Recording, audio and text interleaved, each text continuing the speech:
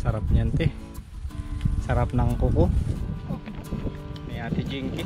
May extra flavor to bito.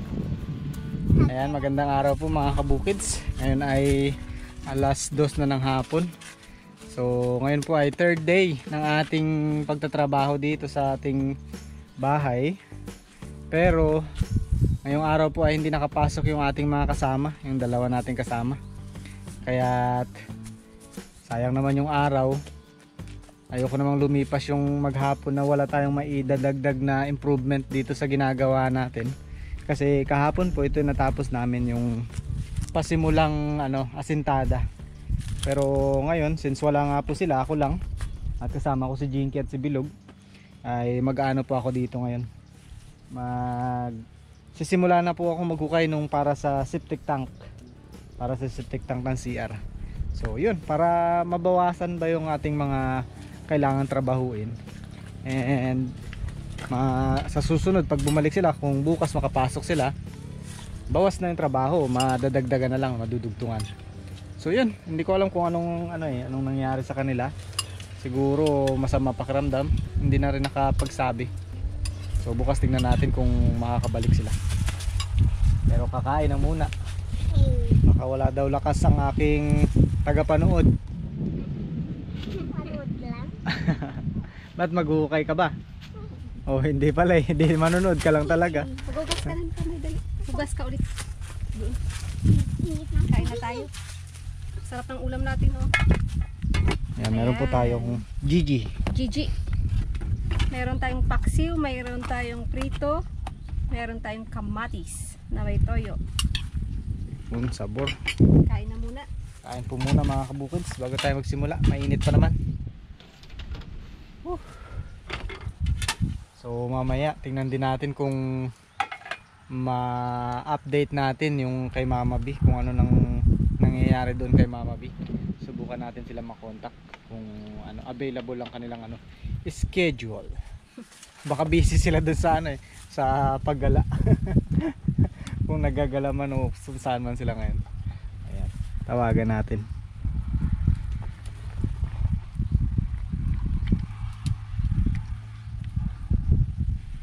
Basta may tutuloy. Bun, linis ng paa mo.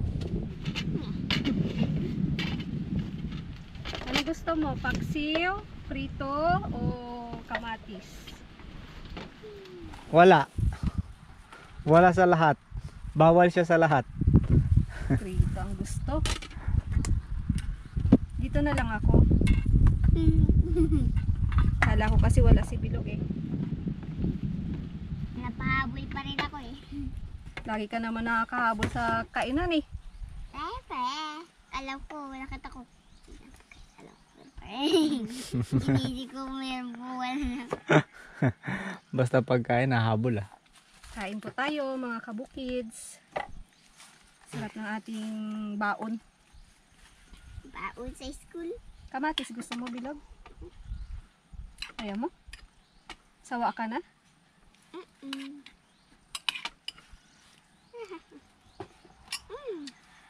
Sarap. Sabawan natin. Masarap yan paksiw.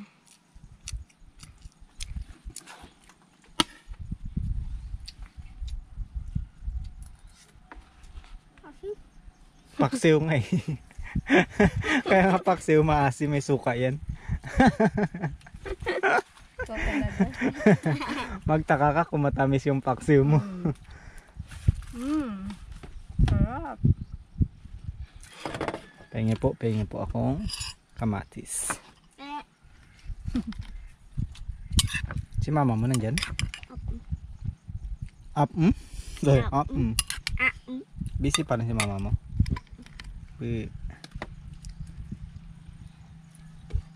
Kaliliit pa ng Gigi ah. Hinuli na nila yung Gigi na ito. Maliliit pa. Ang Gigi ibig sabihin galunggong. Galunggong. Alam mo bang pangalan ng isda na to? Ito ay Gigi galunggong. Gigi galunggong. Pag malaki. Gigi. Gigi galunggong.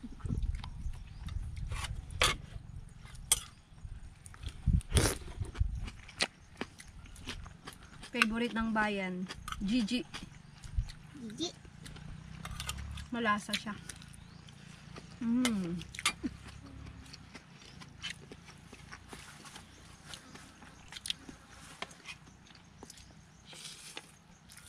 Wow. Kanin pa lang yan ha. Ayaw mo na paksiw?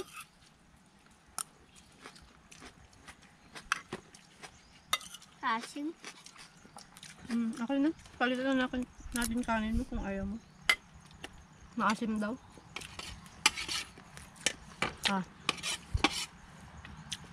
Lagyan mo ng asukal. Para matamis.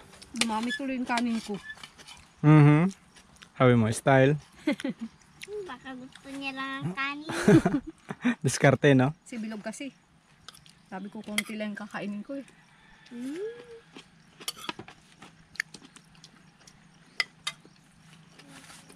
Malapit na yung graduation mo ah. Graduation ng mga kaklase niya. Siya manonood lang. Mag-update din po tayo ngayon mga kabukids doon sa sa naging result ng pagpunta ni Mama B doon sa Puerto Princesa tungkol doon sa kanyang pagpapa-check up. So yun, tingnan natin mamaya kung matatawagan natin sila para magpa-update tayo. Pagkatapos natin ng kain. Para makausap mo kung ayos na ba. Tingin mo ayos din?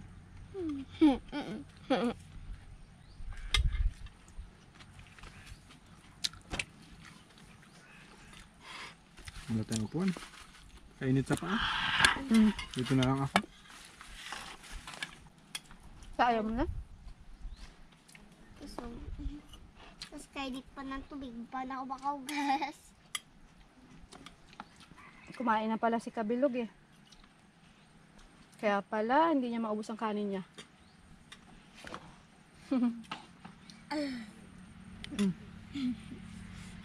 Busog. So ayan mga kabukids, habang nagpapahinga tayo dahil medyo busog pa rin, konting update lang po tayo doon sa lakad ni Mama B doon sa Puerto.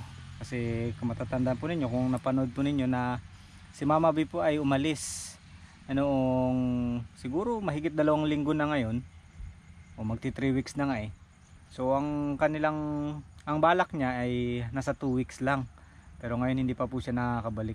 So po siya yung kanyang gagawin doon ay magpapa-check up. Kaya nung nakaraang araw nag-update po siya sa amin, na nag-update po sila kasama yung kapatid ko si Kuya Jer kung ano yung naging resulta ng kanilang lakad sa ospital. At yun nga po yung kanyang naging result ng kanyang ultrasound, X-ray. Nagpa-X-ray po kasi siya, kasi kung mapapansin nyo mga kabukids, si Mama B ay madaling hingalin sa mga vlog natin madali po siyang hingalin actually kahit wala po siya masyadong ginagawa, minsan kahit nasa bahay lang, konting kilos, hinihingal kagad siya. Kaya yun ang isa sa mga ipina-check niya.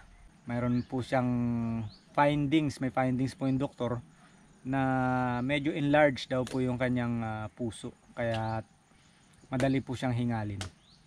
So inadvisean po siya na mag-undergo ng panibagong To the echo. Yun. So sa ngayon po nagpa to the echo na siya, pero ilang days pa daw po yun bago makukuha yung result, and then ibabalik pa nila doon sa doktor kung kung paano gagawin, yung mga advice ng doktor na gagawin. So yun pa lang po yung update natin kay Mama B. At sa ngayon okay naman po, wala namang nagiging problema sa kanyang okay naman, normal naman siya katulad nung dati na medyo hinihinga lang madalas. At nandun nagpapahinga lang po siya doon sa Puerto, nag-enjoy lang po sila doon kasama yung kapatid ko at si Bunso. Pero subukan natin kung matawagan natin ngayong araw, kung meron po silang signal doon sa kanilang lugar, at makahingi po tayo ng update sa kanya mismo sa kanya mismo, kung anong ma-update niya sa atin. Tingnan natin kung tayo maka-contact, kasi minsan wala siya sa signal. Tingnan natin ha. Tingnan natin. Wait lang. Hindi ko mapindot yung ano eh. At yun po pala mga kabukids. Nung pagkatapos ng kanyang X-ray ay niresetahan siya ng gamot. Medyo ano lang, medyo marami-rami yung gamot na nireseta sa kanya. Para daw sa 3 buwan. So tingnan natin kung ano nang lagay ni Mama B. Tawagan natin. Oh, calling Mama B, calling Mama B. Nako, calling lang, hindi nagre-ring. Wala ata sa signal. Kaya mo lang. Kurring, kurring, kurring, kurring. Kuring. Kanina kakachat lang ng kapatid ko, sabi may pupuntahan sila, aalis sila, walang signal. Pero titignan natin kung makahabol pa tayo na nandun pa sila sa signalan. O hindi na. O wala na, nakaalis na sila. Wala mga kabukids, hindi po natin na natawagan sila dahil mukhang wala sila sa signal ngayon. Kanina kasi nagsabi yung kapatid ko na may pupuntahan sila at baka wala daw signal sa pupuntahan nila. So yun po ang ating update muna kay Mama B. In short, meron pong finding sa kanya na Heart enlargement. heart enlargement. So niresetahan po siya ng doktor. May mga ilang perasong gamot siya na kailangan bilhin para sa 90 days. Tama ba? 90 days, oo. 3 months po niyang iinumin yun. At ewan lang kung anong magiging advice ng doktor after niyang ibalik yung result ng today ko. So yun, sana po mapag-pray natin din na mas maging mabuti yung ni Mama B, kalusugan. And update na lang po tayo ulit sa susunod kung ano pong kalagayan doon ni Mama B.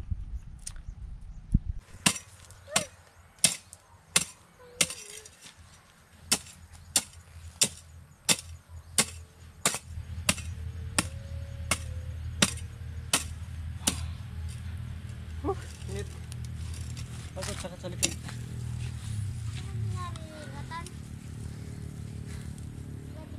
Pagod. Medyo malalim yung ating huhukayin dito mga kabukids kasi ito po ay tangke ng swimming pool ni Kabilog. Swimming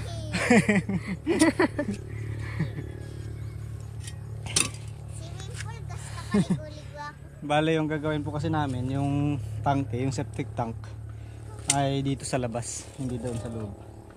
So yung katabi po siya nung ito yung pader ng ating CR. So palabas natin siya. Ba kasi nakaupo tayo sa trono, biglang bumigay. Ligo.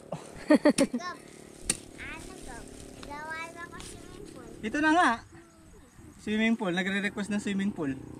O ito na. Bago natin gamitin mo muna, enjoy ka muna dito. Lagyan natin ng tubig. Tapos lang wala ko kasabi mo, huwag kang aalon, huwag kang aalon. Gawang kita swimming pool. Ayan o. Pag mayroong kapag tag-ulan, mayroong tubig yung sapa. May Share mga na dalag. lang kayo ni Bruno. Oh, si Bruno at saka mga dalag. Gusto ko yan. Yan ako magligo.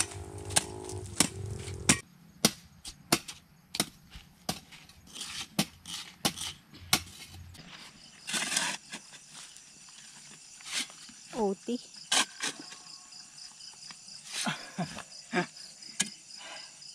Naabot na tayo ng dilim mga kabukids. Pero pabor din naman. Gusto ko kasi mapaabot ko ng kalahati man lang para bukas maituloy namin. Ayan. Malalim na rin ang hukayan ko. Nahabol ko yung medyo buhangin. Sana maabot ko yung medyo buhangin sa ilalim para maganda yung flow ng ng tubig sa loob. Ayan. Maganda rin yung ating liwanag kasi meron tayong liwanag ng buwan. Pabilog na ang ating buwan. Kaya maliwanag ngayon magtrabaho. Masarap magtrabaho. Oo. Gusto ko rin ngayon makarami. Kasi pag tanghali, mahirap siya ang init. Hindi ka makakarami ng trabaho pag tanghali. Kaya pabor din. Pero tatapusin ko na lang to. Uwian na. Pagod.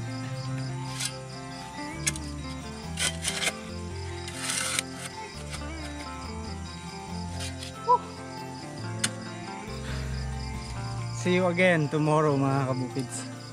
Pagod na rin. Uwi na. Hindi na kaya. See you guys. Bukas ulit.